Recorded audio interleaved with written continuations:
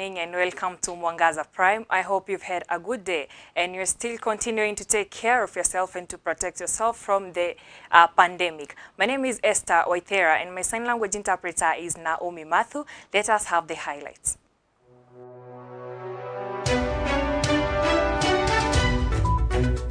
Today we have tested a sample of 6,024, and among these samples we have found 213 positive cases. 10 deaths recorded in a day as Kenya's virus numbers shoot to 4,257. Want to guide the president to open schools, only to close them a week or two later, like is now happening in Beijing, like has happened in Israel. National examinations pushed to April 2021. Juzi ilitangazwa ya kwamba tutakuwa na stimulus program ama mpango maalum ya kujaribu kuokoa biashara zetu, sekta mbalimbali ambazo zimepatikana na matatizo kufuatana na janga hili la corona. Deputy President launches an empowerment program targeting 5,000 youths living in Nairobi's informal settlements. And on to our first story is that KCPE and KCSE candidates will likely sit for the national exams in April next year, as said by Education CS Dr. George Magoha. The CS said April is the most likely month candidates can take the exam if schools reopen in September, as directed by the president. The CS, however, said the decision to reopen schools in the wake of the rising numbers of coronavirus infections will depend on the stakeholders' agreement. Of timetabling and examinations, we are under public instruction by His Excellency the President that we work towards opening on the 1st of September. We shall comply and build towards that purpose. And the dates of the exam will definitely roll over to early next year. Because if we are opening in September, and we have already said the children must start from where they left. I think it is just. Then perhaps as we are cooking the food, the earliest the exams can take place is around February and March. And in any case, not later than April. Because if you do the exam in April, then the transition will not take place. So our beloved people must also start thinking about where is the red line. For example, yesterday we had the highest number, is it? Yeah. Yesterday we had the highest number, and we are still increasing. If this scenario continues into September, then you do not expect the president to tell you to go and open the schools. And if we delay beyond September, then I think we shall be talking about other issues, because everything actually depends on the health issues. How long this thing stays depends on how me and you behave. About the coronavirus update is that Kenya has recorded 213 new cases of COVID-19, raising the country's tally of confirmed cases to 4,257. The new cases emerged from 6,024 samples that were tested in the last 24 hours. This is the highest number of tests done so far, following a backlog of samples following a shortage of reagents. The average number of tests have been done previously are 2,000. However, on a sad note, another 10 patients have succumbed to the coronavirus, this being the highest number so far. Turning to our COVID situation today, we have recorded the highest number of positive cases since the pandemic struck in our country. Today we have tested a sample of 6,024, and among these samples we have found 213 positive cases. The qualification I refer to is that you can note that the 6,000 is a large number. I think it's probably the largest one-time number that we have tested. And the positives, 213, also looks high. It's the highest we have recorded, actually. But we must also look at this in the context of the number of samples that we have tested. So if you look at it as a ratio, We have been testing approximately 2,000, roughly 2,000 samples a day, and this is what has taken us to the 3-digit figures of 100 and just above 100. If you look at it in that relationship, this number is not that alarming because it still translates to about that level we are seeing of about 70 positive tests for every 2,000 tests tested. The reason why the number is huge that we have tested is because, if you will recall, we have told you before that we had some backlog of samples which came up because we didn't have the reagents. We now have the reagents, and we've been able to clear up this backlog, some part of this backlog, which accounts for the large number of samples tested and gives us those number of positives. This now brings to 4,257 the number of positive cases in the country. And the cumulative number of tests that we have carried out so far is 130,498. Out of the positive cases, 198 are Kenyans, 15 are foreigners, and in terms of age, in terms of gender, 151 are males, 62 are females. In terms of age, the youngest is 1 year old, the oldest is 73. By distribution in the counties, Nairobi, as I alluded to earlier, leads with 136 cases, followed by Mombasa with 32, Kajiado 13, Kiambu 7, Busia 5, Nakuru 4, Machakos 4, Garissa 3, Isiolo 3, Taita Taveta 2, Kitui, Migori, Narok, and Embu have 1 case each. On a positive note, we have today discharged 106 patients from our various hospitals, bringing the total cumulative number of recoveries to 1,459.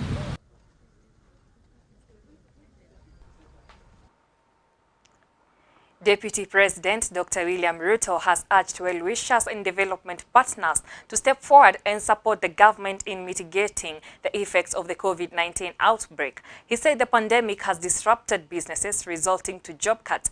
The Deputy President said even though the government had come up with a 57 billion shilling stimulus package to cushion the economy from the crisis, more is needed to be done. Ruto spoke this at his current residence, where he launched an empowerment program targeting 5,000 youth living in Nairobi informal settlements. Tuendelee na kuitikia na kufuata yale maagizo tumepatiwa na serikali ya kuhakikisha kwamba tunaosha mikono mara kwa mara, tunaweka ile social distancing na physical distancing, tuhakikishe ya kwamba tunavaa mask vile kila mmoja wetu wako na mask hapa, na tuhakikishe ya kwamba tunajikinga, kwa sababu kuna watu wakipatikana na ugonjwa huo, hasa wale walio na ile inaitwa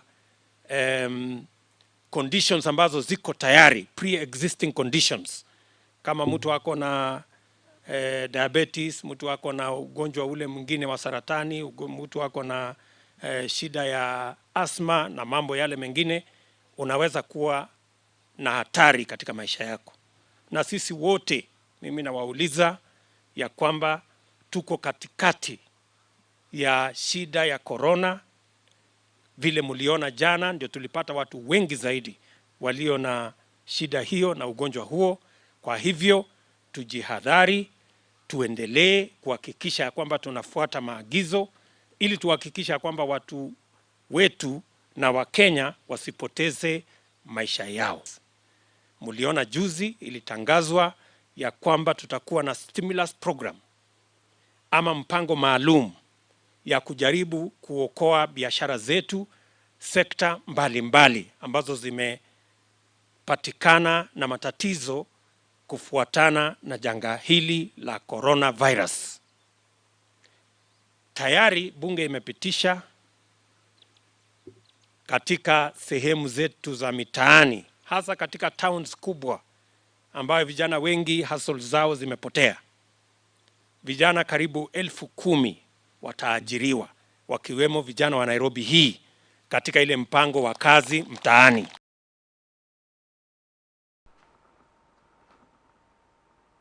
COVID-19 has become an expensive virus to handle both for the citizens and for the government, which is trying all it can to find ways to fight the virus. Our reporter Margaret Kamau expounds more on this issue.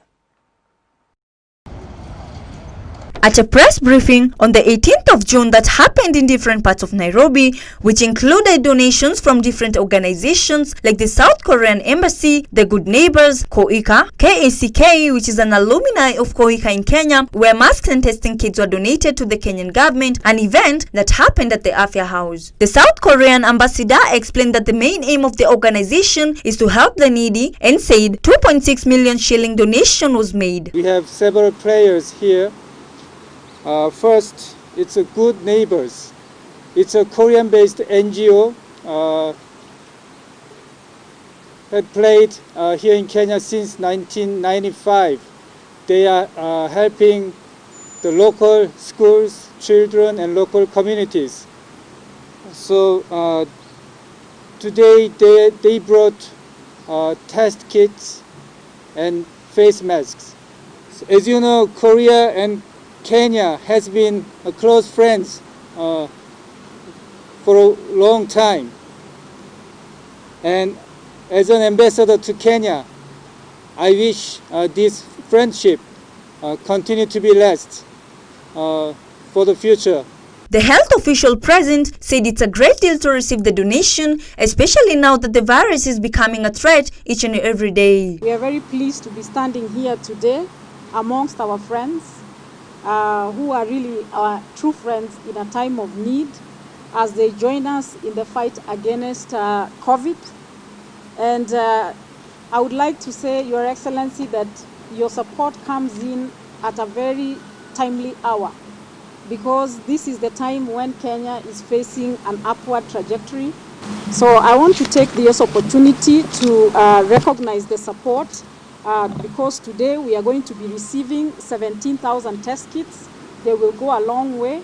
As you are aware, we've had a global shortage of being able to access test kits. In other parts of Nairobi, at the Delta Towers, Governor Wycliffe Oparanya with the Council of Governors received a donation from the European Union, and the project was implemented by the Kenya Red Cross Society and the AMREF Health Africa. I want to take this opportunity to thank the EU for giving counties a grant of 600 million Kenya shillings.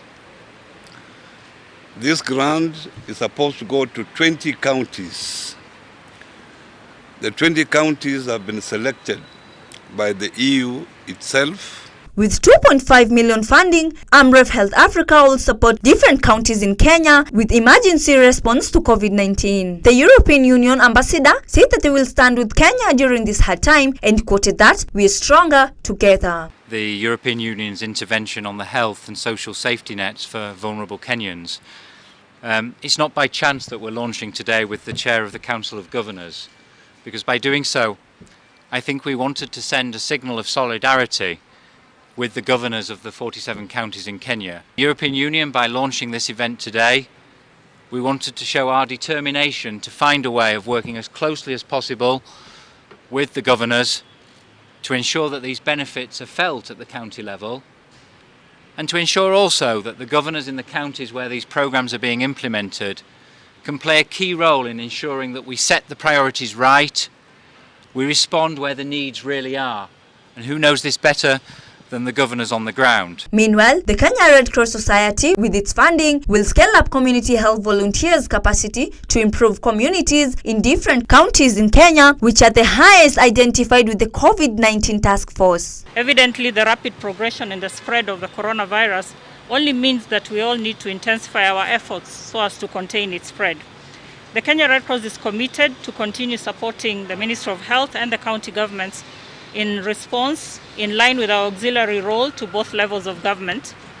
Kenya Red Cross sits in various national and county level coordination fora, and for these and other responses, and in particular to the COVID-19 pandemic, We are also the co-chair of the Mental Health and Psychosocial Support Subcommittee at the national level. As the virus continues to act as a threat in Kenya and different parts of the world, it is our responsibility to stay safe and curb the spread of the virus. Reporting for Mwangaza Prime News, Nairobi County, Margaret Kamau.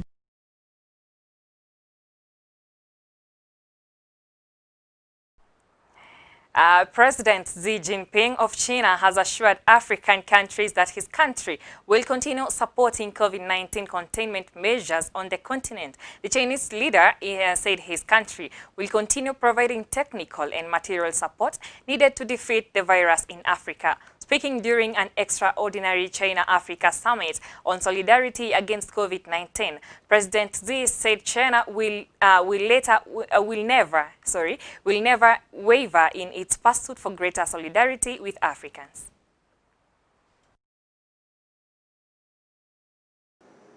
Your Excellency, by standing with Africa from the beginning of the pandemic, the people of China, under your leadership, President Xi, have shown the true mark of friendship and solidarity. Indeed, it goes to prove the saying that a friend in need is a friend indeed.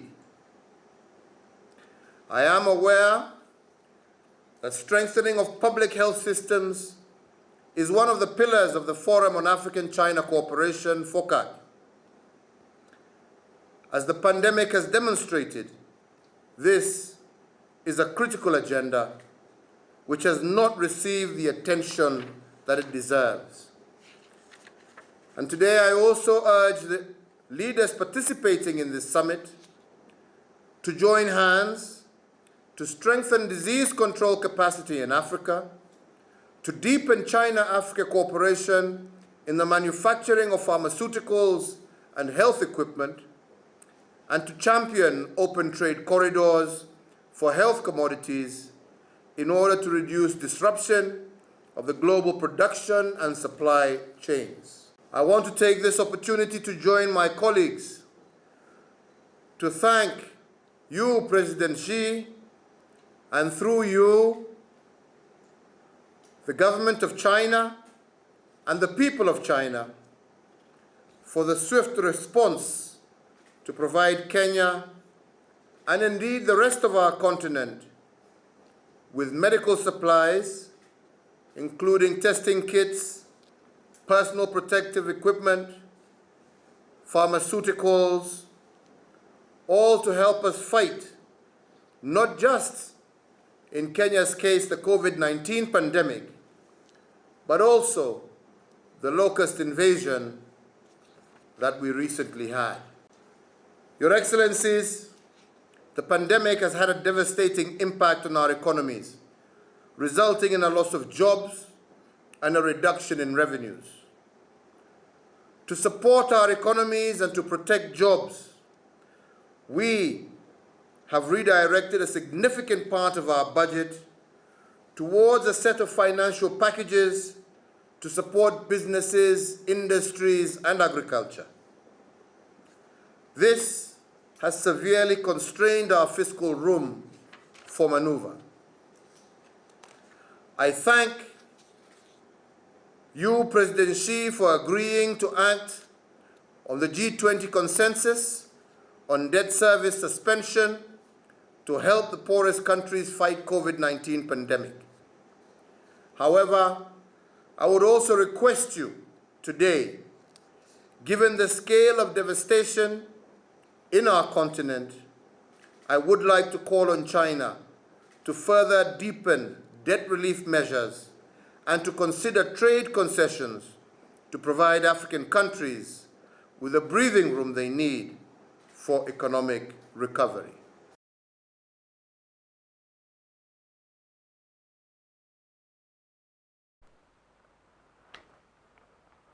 Nairobi Governor Mike Sonko secured a major win as a Nairobi court declared the deed he signed, the deed of transfer of functions he signed vague and unconstitutional. In addition, the court ruled that the transfer of 6,000 county government employees to the newly established Nairobi Metropolitan Services was illegal. Judge Helen Wasilwa of the Employment and Labor Relations Court noted that the deed of transfer was not approved by the county assembly. The national government has given 90 days of to identify various illegalities identified in the ruling. The Nairobi Governor Mike Sonko secured a major win on Thursday, June 18, as a Nairobi court declared the deed of transfer of function he signed vague and unconstitutional. In addition, the court ruled that the transfer of 6,000 county government employees to the newly established Nairobi Metropolitan Services was illegal. The Judge Helen Wasilwa of the Employment and Labor Relations Court noted that the deed of transfer was not approved by the county assembly. The national government was given 90 days to identify the various illegalities identified in the ruling. The ruling is expected to complicate matters for the Nairobi Metropolitan Services led by the Major General Mohammed Badi, which was already seeing various factions transferred to it, including the constructions of roads. Different levels, working in concert to deliver to the people what is essential for their livelihood and upkeep, be that security, water, sanitation, good health, roads, safe transport. The Sonko signed the deed at the State House, Nairobi, on February 25 in the presence of the President Uhuru Muigai Kenyatta and Devolution Cabinet Secretary Eugene Wamalwa, but later claimed he did not have an opportunity to read it.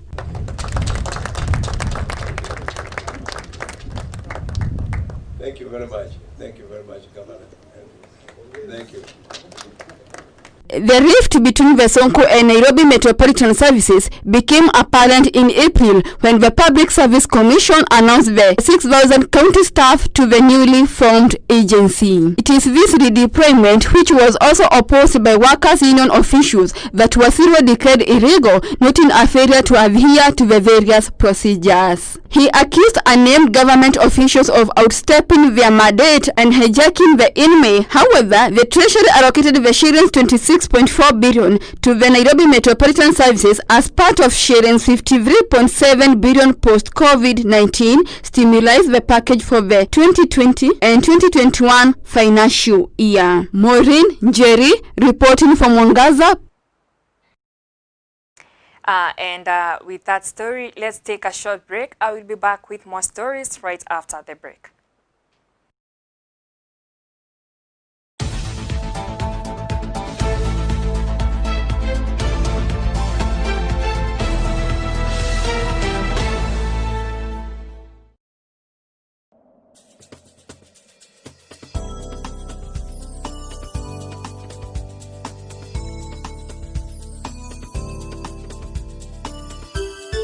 Unatazama Mwangaza TV, tumaini lako.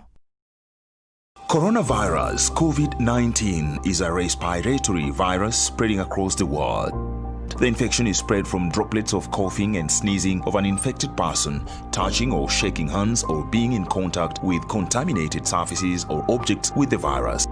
The signs and symptoms are fever, coughing, headache, body ache, difficulty in breathing. The disease can be prevented by regularly washing hands with soap and running water. Avoid close contact with people who have flu-like symptoms. Avoid handshake, hugs, and kissing. Also, protect yourself by covering your mouth or nose using a disposable tissue while coughing or sneezing. If you experience these symptoms and you had traveled or been in contact with a person from a country reporting COVID-19, you should isolate yourself for 14 days and seek immediate medical attention or report to the nearest health center. This message has been brought to you by the Government of Kenya and its partners. For accurate information on COVID-19, dial *719# or call 719. Follow us on Twitter at MOH_Kenya, at spokesperson GOK, at WHO.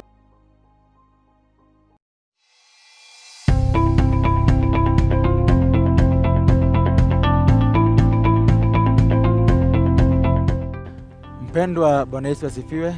Jina langu ni Pastor Elvis. Wakati huu wa corona, najua ya kwamba watu wameambiwa kae katika nyumba. Najua ya kwamba watu wameambiwa wasitembee sana, ingawaje pengine either inakubidi ama uko na jambo la dharura au ni lazima uende kazini na kuingineko. Lakini kwa vijana, najua pengine unajiuliza, mimi nitafanya nini wakati kama huu? Kuna yule ambaye pengine anaomba kazi, kuna yule ambaye pengine anatamani sana kurudi shuleni, pengine uko katika hali ya university ama uko pale high school. Mimi ningependa kukuambia wewe kijana, mahali popote ulipo, hata kama uko na hamu kwa mfano ya kufanya kazi, uko na hamu ya kurudi pale shuleni, kwa wakati huu ambapo tumeambiwa watu waweze kujitahadhari, jambo la kwanza, wewe kijana ujitahadhari mahali popote ulipo. Ukiwa nyumbani, wewe ambaye uko chini ya mzazi wako, weza kukaa vile mzazi wako anakuambia. Tii huyo mzazi wako, tii baba yako, tii mama yako vile anakuelezea. Maximize this time kufanya mambo ya kutukuza Mungu, na Mungu uzima atakubariki. Vijana tunawaombea na mkae katika njia za Bwana.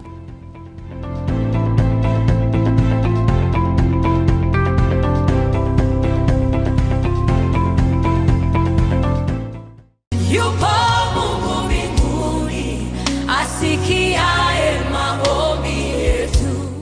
Dunia nzima imekumbwa na mahangaiko, masumbuko mengi, mawazo kuhusiana na majanga yanayokumba wananchi na wanadamu wote. Taifa letu la Kenya pia limekumbwa na majanga haya.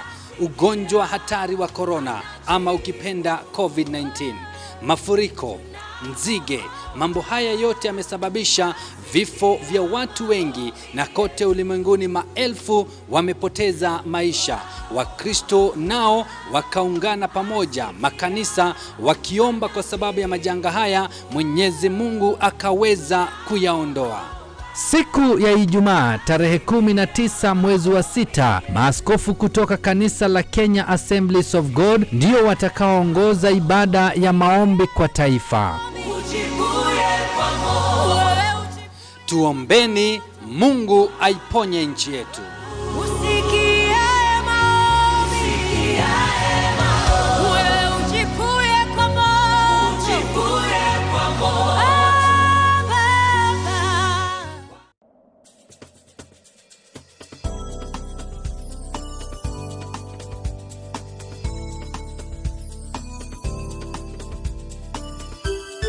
Unatazama Mwangaza TV, tumaini lako.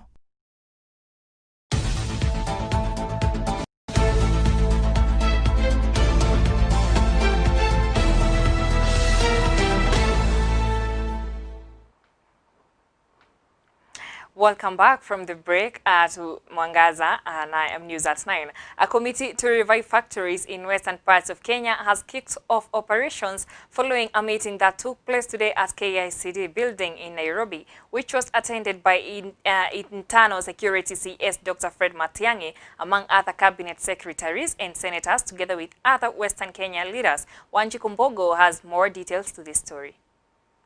After meeting was done at KICD building in Nairobi County, which involved CS of Internal Security Fred Matiang'i among other CS and senators plus governors from Western Kenya. The main aim of this meeting is one of them being reviving of industries and supporting farmers in growing cotton, coffee and sugar, which are more vital. B2 Senator said that this meeting will be done on the ground to enhance completion of projects without delay. We want to engage, and we have really had a very constructive engagement with the executive for the purpose of developing our region.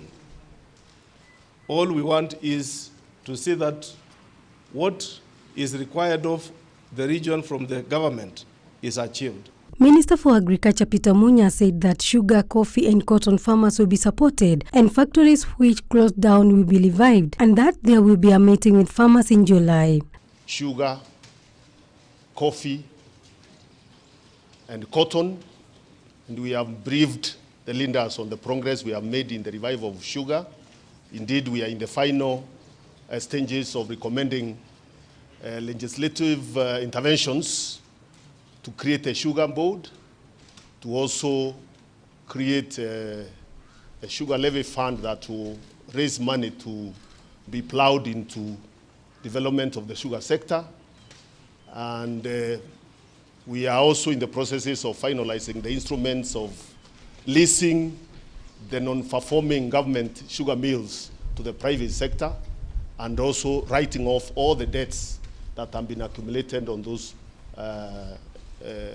mills. This is a way of supporting Western Region farmers, and the 3 key issues were to revive STOT project, starting of new project, and concentrating much on agriculture. So as we navigate around the challenge of COVID-19, we will do more of our work in the field and meet with the leaders in the field.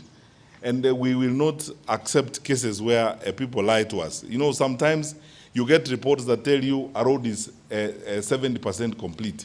And when you meet these leaders here, they tell you it's not even 20% complete in certain cases. So our colleagues who are especially in the infrastructure sector, and my brothers and I have had these discussions before, lower level officials, let's not frustrate the work that ministers and PSS are doing.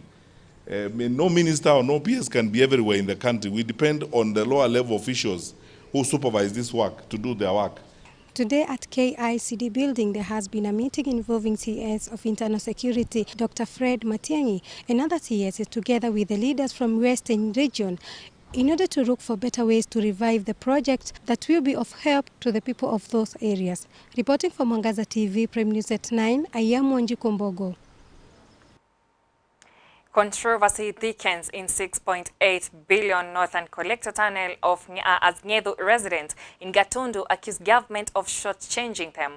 Over 500 families in Nyedu village, Gatundu North, are up in arms against the government over compensation of their properties affected by the Northern Water Collector Tunnel. The 6.8 billion project is aimed at supplying water to Nairobi residents, an additional of 140,000 cubic meters per day, and will draw its water from rivers Irati, Maragua, and Gekege in Murang'a County. Nasema ati wanatulipa kupitia zile vitu zote wamebomoa, makadania, kahawa, avocados, nyumba kama hii boma ya ng'ombe wamebomoa, kama ni nyumba ya kijana wamebomoa. Sasa hawakutuambia hii nyumba ni pesa ngapi, hii mkorofea ni pesa ngapi, hii disi tunanunua hii. Tukisema hata huko tuliwaambia mlihesabu value ile hesabu mlihesabu nayo, mlihesabu mlitoa hiyo yani hiyo mlitoa hiyo valuation wapi ya kujua hii mkorofea ni nini ama nini, ndio muletee mtu shilingi 1,100 muambie pesa zako ndio zote ziko hapo na usaini. Hii mradi unatoka Keriaini unapitia kwetu nyumbani. Tunamomolewa tangi ya maji na nyumba ya kijana ya brother yangu ilikuwa shule na ilikuwa university, na kuna msichana mwingine yako university. Sasa tunaomba serikali, hata hapa tulikuwa na ng'ombe na hiyo ng'ombe ilikuwa na katoto kake. Tunaomba hiyo nyumba, tunaomba neighbor atupatie kwa kuweka hiyo ng'ombe. Sasa tukiomba serikali mkitusaidiaje, hata na tukiongea tukaletewa askari. Sasa tutafanyaje? Sasa shida yetu ni hii. Tulienda walikuja wakahesabu vitu yetu, wakihesabu wakatuletea malipo. Tukawa hatukutoseka na hiyo malipo. Sasa tukaenda kotini, tukapewa kotonda kutoka kotini, kazi ikaambiwa isimame. Sasa kitabu kazi isimame, tunasikia tena wanaendelea, wanajificha na corona.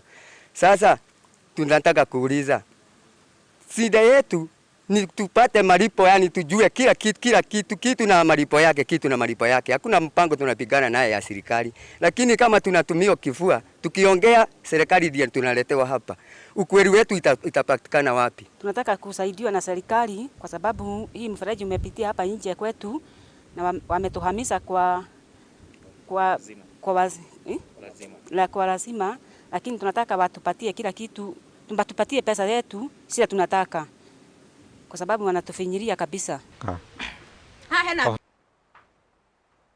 Residents of Ngano area in Nyandarua West Nyandarua County have raised an alarm over the poor medical services at the major health facility serving the area.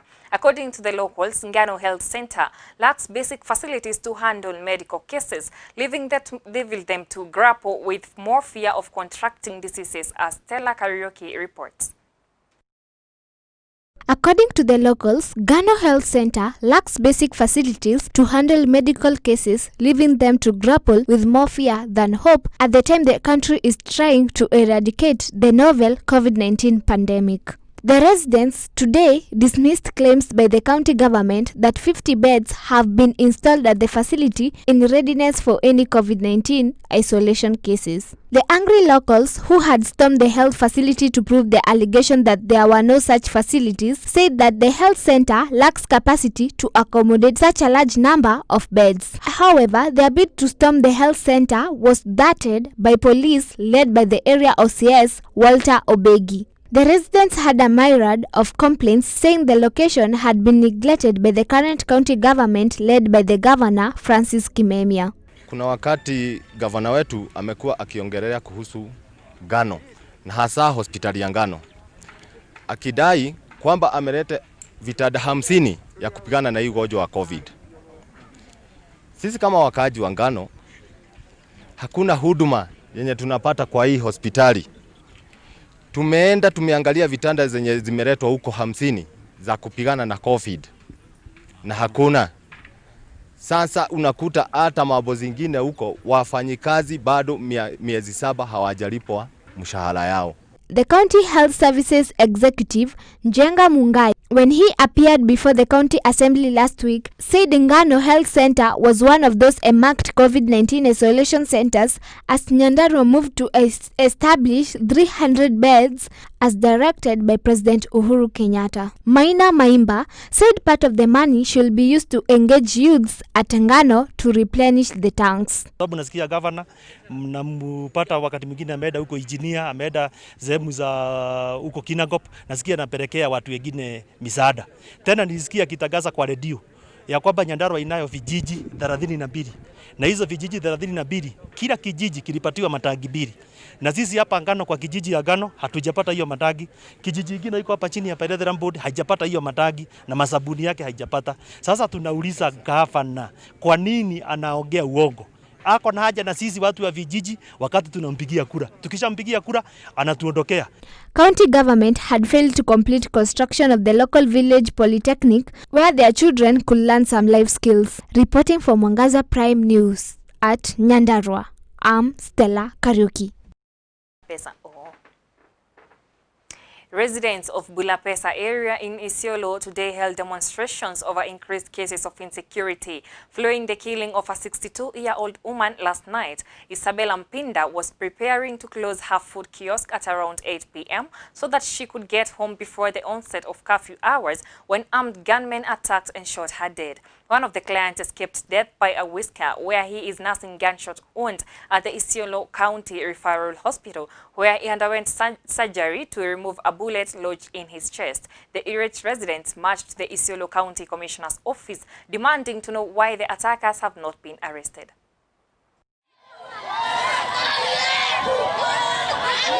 Sio huyo mama wa kwanza kuuawa Bulapesa. Watu wamekuwa wakiuawa Bulapesa usiku na mchana, na wakiuawa wananyamaziwa. Hatutaki tena watu wakufe kama umbwa, hatutaki tena watu wakufe kama kitu ambaye haina maana katika dunia hii. Tunataka mtu akiuawa na mtu yoyote, manake hakuna mtu amepewa authority ya kutoa mtu mwingine uhai. Bwana County Commissioner anaomba ujue dawa ya risasi ni risasi nyingine. Hatuwezi kuwa sisi Mumechukua bunduki zile zote zilikuwa zinazunguka hapa na sasa tumeanza kuteswa na bunduki tena. Hizo bunduki tunauliza zinatoka wapi? Ile shida ile kubwa commissioner inatusumbua ni ulevi na bangi na bula inaendelea, na kuna watu wanaficha hiyo maneno na maneno inaendelea commissioner. Kuna maneno ile inatuharibu na watoto wetu imeharibiwa ni bangi. Hiyo bangi ndio inaleta waizi, hiyo bangi ndio inaleta bunduki, na sisi wananchi tusilaumu chief. Kama umekubali hii pombe ya changana, hizo pombe zingine ziwe zinaendelea. Kwa sababu hata wakati wa kafyu ile ya saa 1 ulikuwa unasikia tu watu saa 4 na saa 5 wote tu wanatembea. Hii magari yako ya kufanya patrol walikuwa tu wanapita mahali hiyo pombe iko, watu wananyamaza kidogo na hao watu bado tu wanaendelea. Tusidanganyane, hao wakoro wanatoka kambi ya juu. Hakuna haja mnaficha, semeni ukweli. Wanatoka kambi ya juu na chifu wetu na chief Chuchu wakae chini watuondolee shida, kwa sababu hii shida iko kwao. Kwa sababu wanapitia pepo la tumaini shule, wanakuja mpaka Bulabesa. Huyu mama ameuawa si mara ya kwanza bwana commissioner. Huyu mama ametishwa zaidi ya mara 10. Kabla mtu atoke huko afike hapa, waizi washatenda na wameondoka. Lakini KPR wakiwa karibu na sisi tulikuwa tunakibia kwao, akina Walio na akina Jafal, na walikuwa wanachukua usalama kabisa. Kurudisha ile mulika mwizi si suluhisho. Suluhisho ni wende kwa KPLC. Sababu kunaonekana kama kuna mpango na wakora. Sababu wakati kunaibiwa stima huwa inazimwa. Namba 2, hiyo area yote stima huwa inapotea mara kwa mara. Na wakati kumepotea ndio kunaporwa. Tufikiria tumefanya kazi yetu mzuri, usalama ukabaki, lakini jana tumehuzunika sana kusikia ile imetokea. Na wale wanaofanya mambo kama hayo hata waone aibu. Unaenda kupiga mama ya 62 years. Wale walifanya kitendo wanajulikana. Na mnawajua. Na wengine tayari tunawajua. Lakini naomba mtuachie sisi watu wa usalama tufanye uchunguzi. Lakini nasema kwamba hao waliofanya hicho kitendo nataka kuhakikishia kwamba tutawapata na watashughulikiwa vilivyo. Lakini sasa na nyinyi wananchi mpaka msimame. Wale ambao wako na bunduki watu wanajulikana, mtuambie tu polepole. Kuna namba serikali imetoa inaitwa 988. Hiyo namba haiandiki jina ya mtu. Ukianza tu na Isiolo hiyo inakuja kwangu ama kwa police commander. Lakini hata hii inaje uandike jina yako, tuma message tu useme Isiolo, Bulabesa. Nyumba ya hii iko hivi hata madawa kulevya ama kuna bunduki. Hiyo unaona tumekuja. Hiyo namba haionyeshi ni nani ametuma.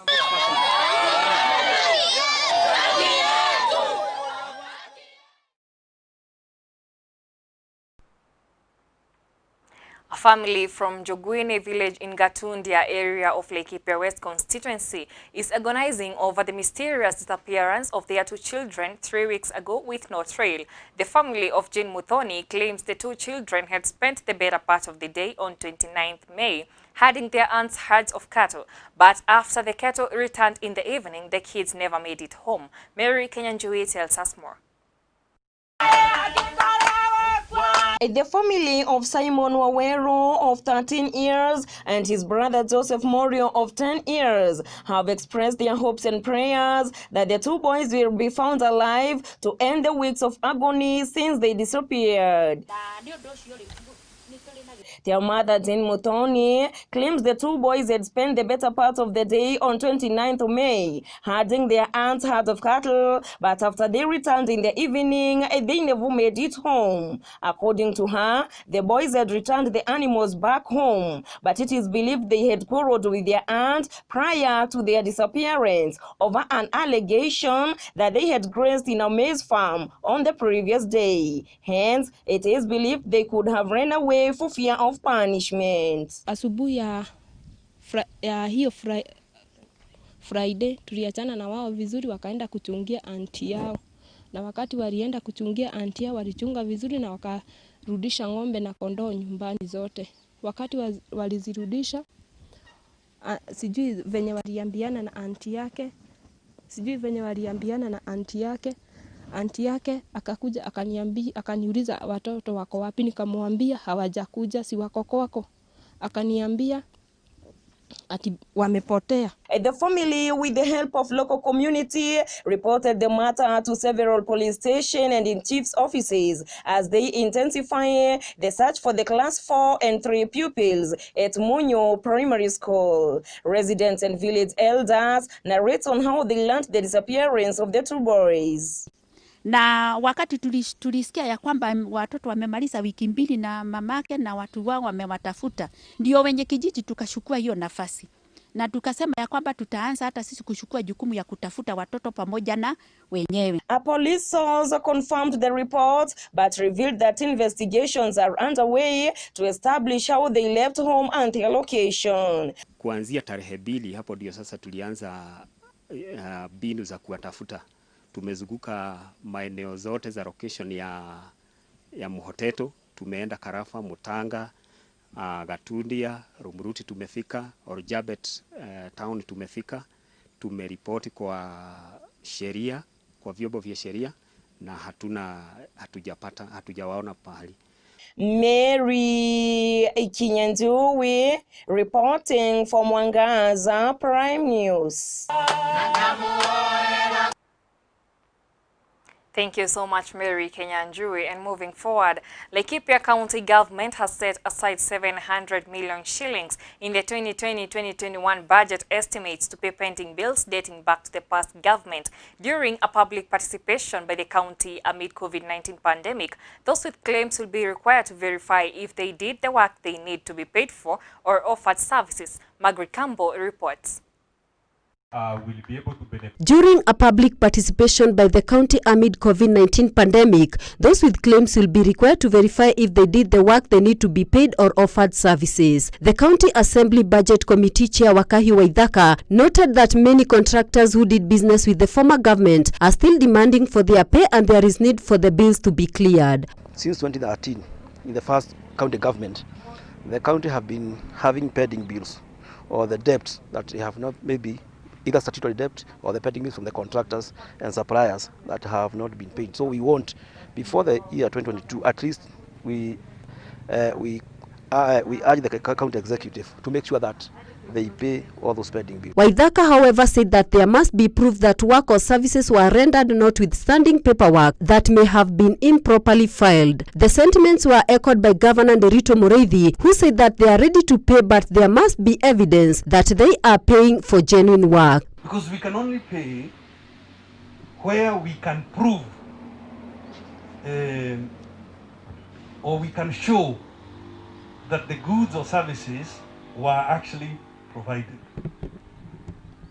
Now, are there new pending bills? Mureithi noted that since his government took over, they have paid those who demonstrated that they actually delivered what was expected of them, and the remaining ones will have to follow the suit. The good thing is, because we are being very strict, as the chair of budget explained to you, if there is a pending bill, there ought to be a corresponding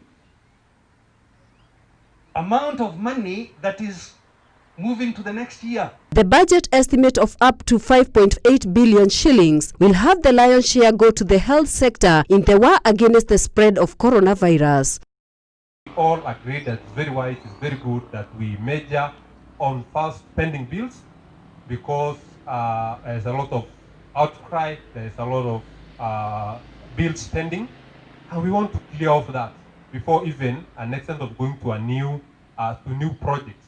We will have to go to new projects, but it might be unfortunately to the circumstances that we all understand we are in today. Reporting from Mwangaza Primetime News, I'm Margaret Campbell. The Honorable Chris have just Thank you so much, Margaret Campbell. And that brings us to the end of today's bulletin. My name is Esther WAITHERA, and my sign language interpreter is Naomi Matthew. Thank you so much, you who joined us tonight for this bulletin, and everyone else who made this successful. We wish you a lovely night.